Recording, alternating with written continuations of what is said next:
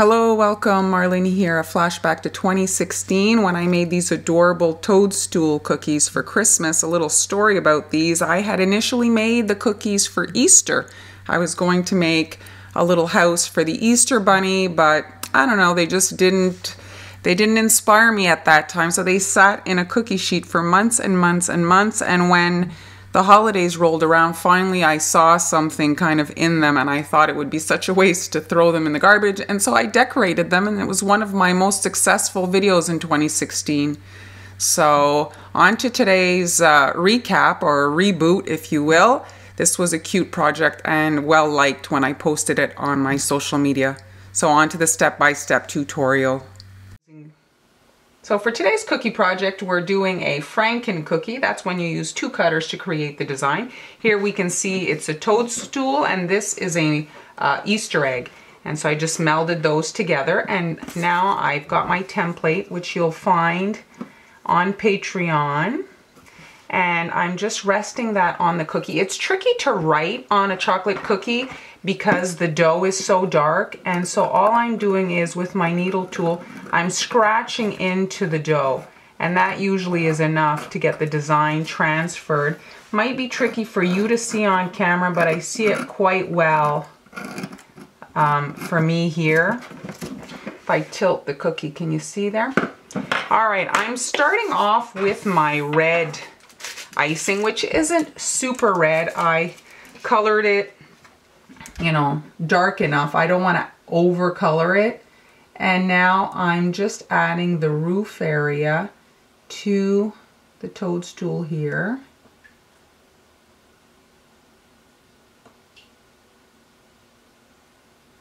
And then this little area here I created for the window, like that.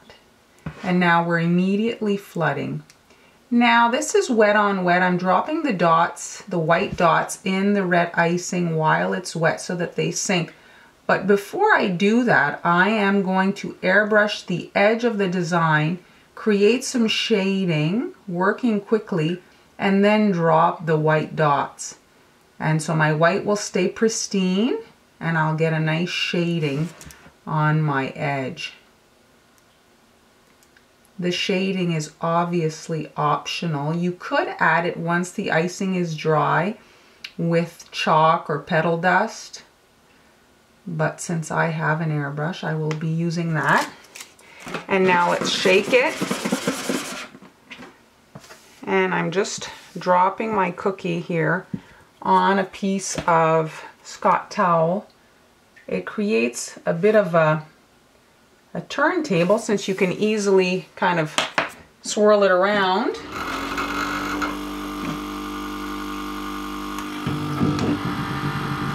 And now I'm just adding a little touch of red, darker red, to the edge, you see?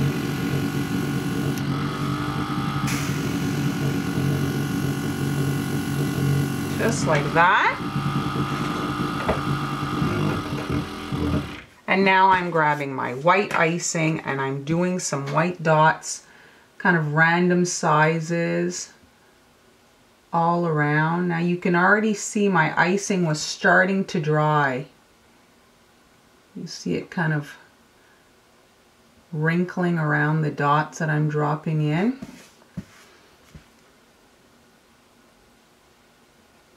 Add as many or as few as you want. I think that's it. And now a shake to get the dots to sink into that red icing.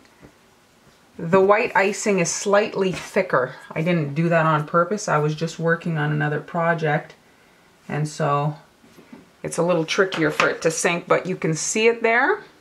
You have the nice shading, and the white dots are pristine white, and we're going to let this dry a little bit. And now I'm just adding a bit of my teal icing up here where the window is going to be, and I'm just brushing that onto the surface of the cookie. I want to create some background for the window. And we need to let this dry before proceeding with the next step. Just a light amount of icing. Now that the blue has had a bit of time to dry, I can put my template back on there and just with my needle tool trace out the window outline there. Kind of hard to see, but it's there, trust me. And now with some brown icing, I'm just going to outline that.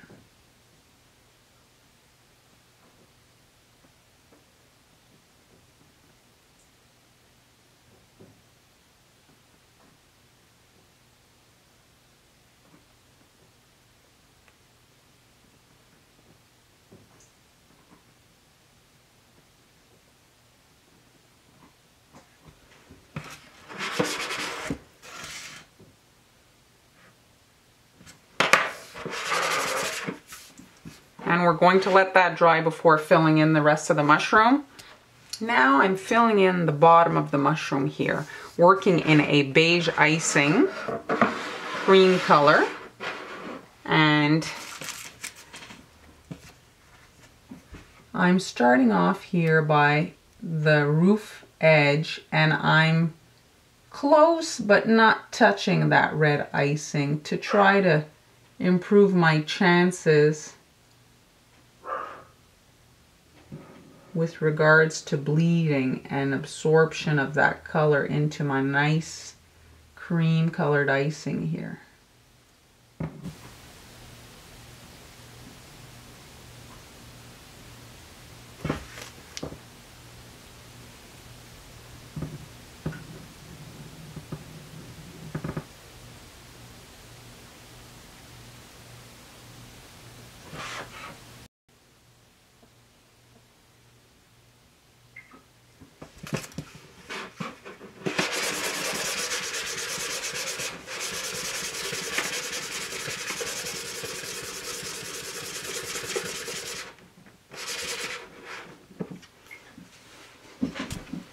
Moving right along with our design here, I have the bottom of the mushroom. I'm adding some shading to that. Now, I'm just taking my little door and I'm placing the little door on top of the cookie here. And you can either use your needle tool or your finger, whatever, just to hold it in position so that it doesn't fly away.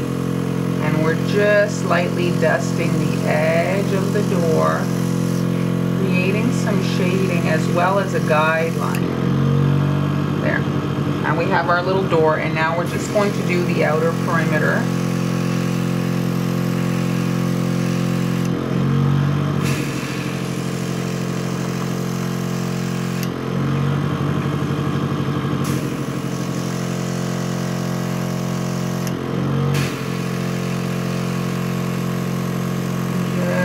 Like that. And there we have it. Now I'm adding the door frame and a flower box. Let's start with the door frame. So I'm outlining the whole thing right on the seam, the airbrush seam. And here, just creating the width of the door frame here. And now I'm going to fill that in. I'm not doing anything at the bottom of the door. That single line is just to hold in the icing for the door, but it won't really be visible.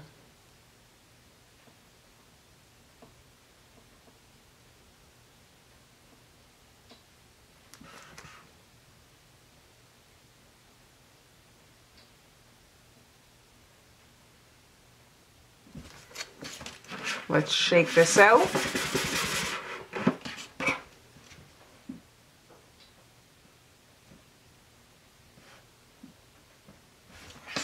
And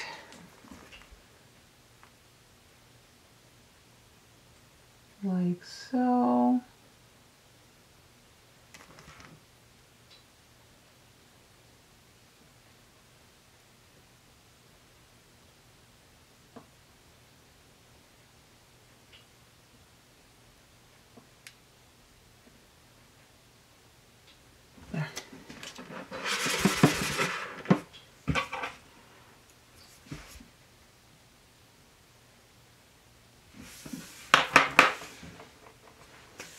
Now for the door. You see the little doorknob? I'm using little gold dragées, and I'm going to drop those in the wet icing. If you add those after the icing is dry, they kind of sit on top and they can actually be flicked off. So you're better to have them really in the icing. And here I'm working in the same color that I did the window. It does, however, look slightly different because of the airbrushing, and also you can kind of see the chocolate cookie through it. And so it's not as bright and as pristine as the door, which is kind of what I'm going for. I didn't want them to look exactly the same.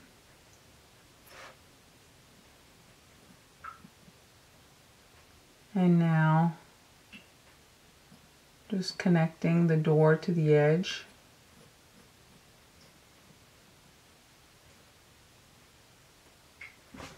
Okay, grabbing one of these little gold balls and dropping that in the icing, and we get a little doorknob. I wanted to add some topiaries to my cookie on either side of the door, and I'm just doing a little circle here. That's like the planter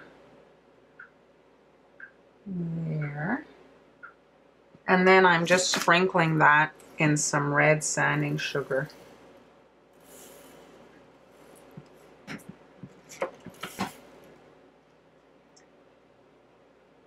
And I'm just going to let that dry a bit, then I can brush off the excess. Here you can see I'm adding trees on either side of the door. I've got my icing kind of whipped up so that the peaks stay in there. I want the shape of my piping tip to hold, and here I'm just doing a circular motion and then pulling up in the other direction, circular motion and pulling up.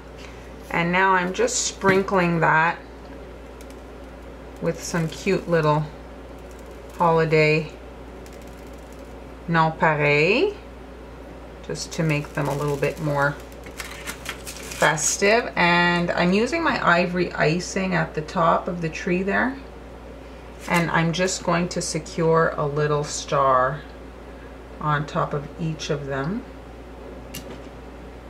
Ivory icing because if it kind of oozes out, it won't show so much. And there.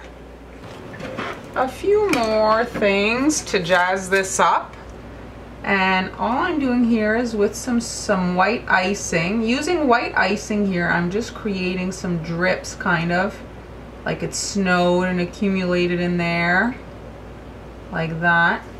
And I've got these cute little holly leaves, and I'm just pressing those into the wet icing in all sorts of directions. A few berries.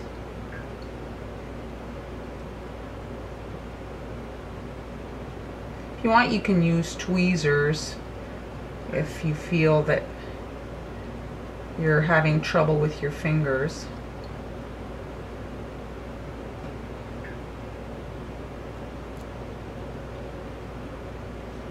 And then I'm just sprinkling this with sanding sugar, like that. You see? And now I'm leaning my cookie like this, and I'm just adding a bit of snow accumulation to the roof line here.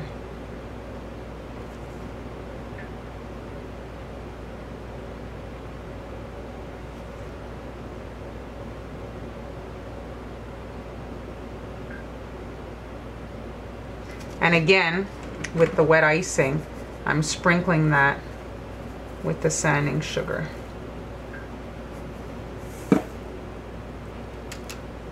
There.